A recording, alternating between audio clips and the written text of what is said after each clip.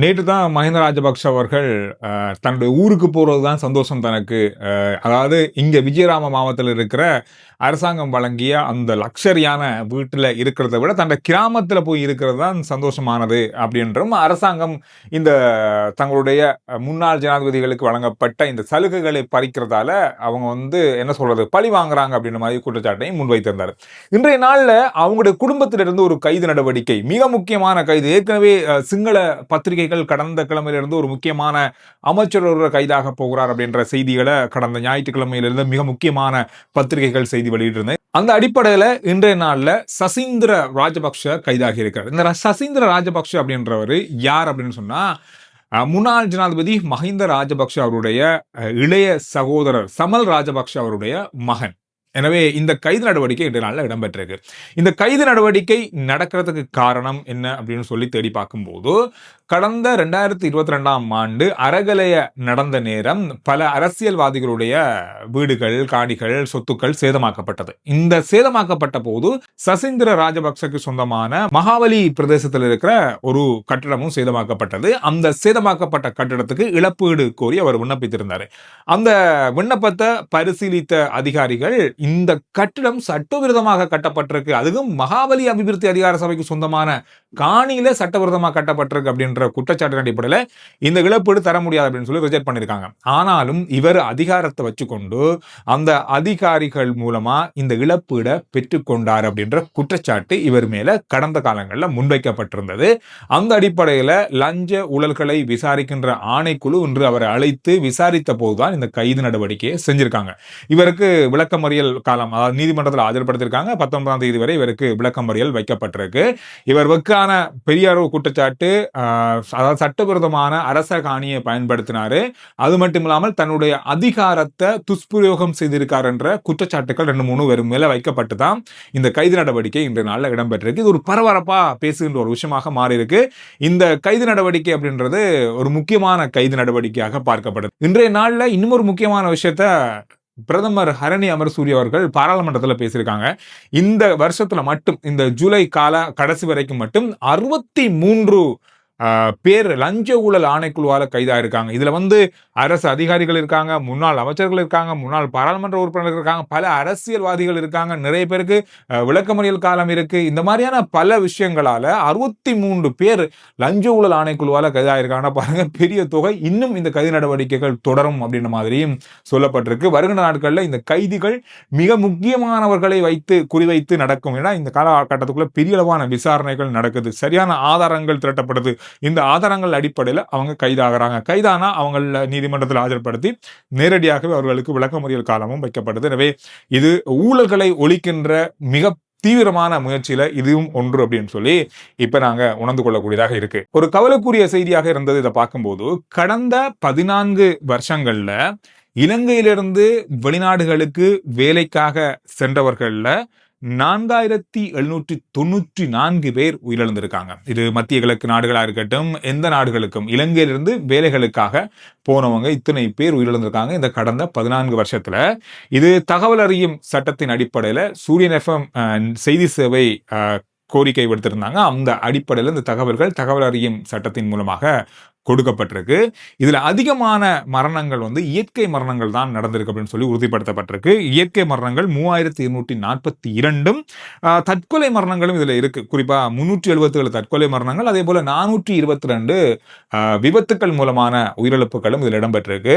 பெரிய அளவான எண்ணிக்கை இந்த காலகட்டத்துக்குள்ள உயிரிழப்புகளாக, இயற்கை மரணங்களாக இதுல பதிவாகி இருப்பது உறுதிப்படுத்தப்பட்டிருக்கு. இது நிறைய விஷயங்கள் கடந்த நாட்கள் தொடர்பாக பேசப்பட்டது. அது இணங்க தான் செய்தி சேவை இந்த தகவல் அறியும் சட்டம் மூலமாக பெற்று மக்களுக்கு வெளிப்படுத்தியிருக்காங்க.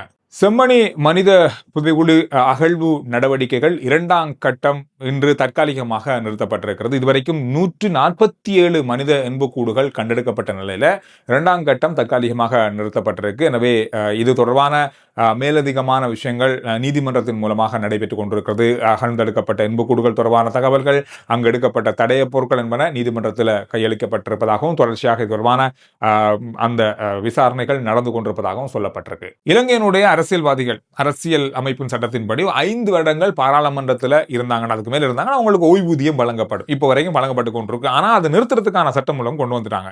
இதனால பல அரசியல்வாதிகளுக்கான ஓய்வூதியம் நிறுத்தப்படுது.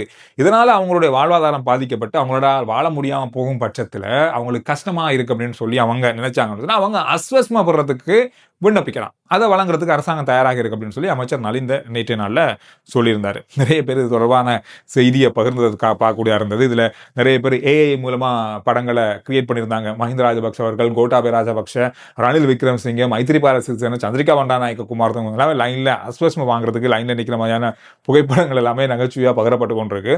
எனவே இந்த விஷயம் இன்றைய நாள்ல பரவலா பேசப்பட்ட சமூக வலைதள செய்தியாக பார்க்கப்படுது. 2005ஆம் ஆண்டிலிருந்து 2014ஆம் ஆண்டு வரைக்கான காலப்பகுதிக்குள்ள ஜனாதிபதி நிதியத்தில் இருந்து 20 கோடி ரூபாய் 19 முதல் 20 கோடி ரூபாய் நிதி அரசியல்வாதிகளின் குடும்ப உறவினர்களுக்கு, சொந்தக்காரர்களுக்கு, நண்பர்களுக்கு, இந்த மாதிரி தெரிஞ்சவங்களுக்கு இந்த ஜனாதிபதி நிதியத்திலிருந்து பணம் கொடுக்கப்பட்டிருப்பதா சொல்லப்பட்டிருக்கு. அது மட்டும் இல்லாம கிட்டத்தட்ட 70 முதல் 75 பேர் ஜனாதிபதி நிதியத்தின் மூலமா பணம் பெற்று வெளிநாடுகளுக்கு ஸ்காலர்ஷிப் மூலமா அல்லது படிக்கிறதுக்கோ அவங்களோட தனிப்பட்ட தேவைகளுக்காக போயிருக்காங்க அப்படின்றதும் உறுதிப்படுத்தப்பட்டிருக்கு. பாருங்க எவ்வளவு உருவாக்கலை எப்படியெல்லாம் பயன்படுத்தியிருக்காங்க அப்படின்று. இப்படி பல லிஸ்ட்கள் வந்து கொண்டிருக்கு. ஒவ்வொரு காலகட்டத்துக்கும் ஒவ்வொரு பட்டியலை வந்து இந்த அரசாங்கம் வெளியிட்டு கொண்டிருக்காங்க. ஆனா என்னதான் பட்டியலை வெளியிட்டாலும் இதனால மோசடி செய்யப்பட்ட அவர்கள் இங்கதான் இருக்காங்க. அவங்களை கண்டுபிடிக்கிறது ஈஸி தான். அவங்ககிட்ட இருந்து தண்டனையோட அந்த பணத்தையும் மீளப்பெறுவது இன்னும் சிறப்பாக இருக்கும் அப்படின்ற கோரிக்கைகள் நிறைய முன்வைக்கப்படுது. அதை அரசாங்கம் பெற்றுக்கொள்றதுக்கான நடவடிக்கைகளையும் வருகின்ற நாட்கள்ல எடுக்கும் அப்படின்ற ஒரு எதிர்பார்ப்பும் இப்பொழுது ஏற்பட்டிருக்கு நிறைய பேருக்கு. அதை எடுத்தா இன்னும் சந்தோஷப்படுவாங்க மக்கள். இவ்வளவு பேரு இவ்வளவு பணத்தை வந்து மீளடிச்சிருக்காங்க. ஆனால் பெற்றுக்கொள்ளக்கூடியதை மீள பெற்றுக்கொள்வது சிறப்பாக இருக்கும் அப்படின்ற ஒரு கோரிக்கை இருக்கு. இந்த விமான நிலையத்துல சாரதி அனுமதி பத்திரங்கள் வழங்குறதுல பெரிய ஒரு குழப்பம், நிறைய சந்தேகம் நிறைய பேருக்கு இருக்கு. அதாவது போக்குவரத்து திணைக்கள ஆணையாளர் 2 நாள்ல சொல்லியிருக்காங்க 120 நாடுகளுக்கு நாங்க சாரதி அனுமதி பத்திரங்களை விமான நிலையத்துல 24 மணி நேரமும் வழங்குறதுக்கான சேவையை நாங்க 3ஆம் தேதி ஆரம்பிச்சோம். ஆனா இதுல நிறைய கட்டுப்பாடுகள் இருக்கு. குறிப்பா முச்சக்கர வண்டிகள், பார வாகனங்கள், அதாவது ஹெவி வாகனங்களுக்கான சாரதி அனுமதி பத்திரங்கள் அங்க கொடுக்கறது இல்ல. இதுல இன்னும் ஒரு முக்கியமான மேலதிக தகவல் அவர் சொல்லியிருக்காரு. இந்த ஜனவரி முதல் ஜூலை மாத கடைசி வரைக்குமான காலப்பகுதியில இலங்கையில 1,33,678 வாகனங்கள், புதிய வாகனங்கள் பதிவு செய்யப்பட்டிருக்கு. இவ்வளவு வாகனங்கள் பதிவு செய்யப்பட்டிருக்கு. இதுல அதிகமா பதிவு செய்யப்பட்ட வாகனம் எதுன்னு நினைக்கிறீங்க?